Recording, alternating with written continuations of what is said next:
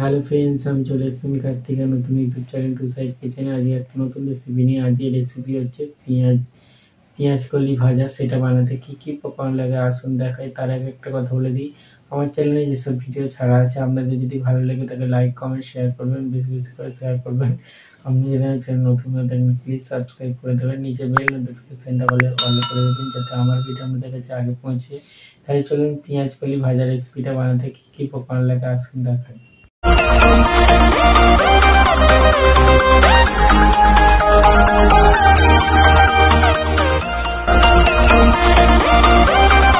তাহলে পেঁয়াজ কলা ভাজা রেসিপিটা বানাতে কী কী উপকরণ লাগে দেখিয়ে দেবো। তার আগে একটা কথা বলে দিই, ভিডিওটা প্রথম থেকে শেষ অবধি দেখার অনুরোধ রইল। তাহলে চলুন রেসিপিটা শুরু করি।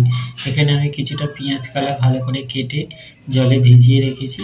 তাহলে চলুন রেসিপিটা শুরু করি। গ্যাসটা জেলে কড়াটা বসিয়ে দিয়েছি, কড়াটা গরম হয়ে গেছে, কড়াই তেল দিয়ে দেবো। তেলটা গরম হয়ে গেছে, তেলের উপর 3টে কাঁচা লঙ্কা, 2টো শুকনো লঙ্কা দিয়ে দেবো।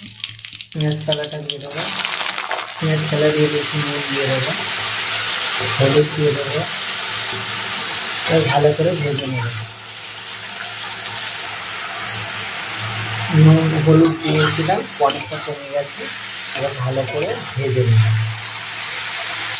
দেখুন আমার পেঁয়াজ কলা ভাজা রেসিপিটা হয়ে গেছে, এটা নামিয়ে নেব।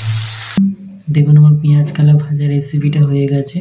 এই রেসিপিটা যদি আপনাদের ভালো লেগে থাকে লাইক কমেন্ট শেয়ার করবেন, বেশি বেশি করে শেয়ার করবেন, আর প্লিজ সাবস্ক্রাইব করে দেবেন, আমাদের পাশে থাকবেন। চলুন তাহলে দেখা হচ্ছে নেক্সট ভিডিওতে। এরকম নিত্য নতুন ভিডিও পাওয়ার জন্য আমাদের চ্যানেলটাকে অবশ্যই সাবস্ক্রাইব করবেন, আমাদের পাশে থাকবেন। চলুন তাহলে দেখা হচ্ছে নেক্সট ভিডিওতে।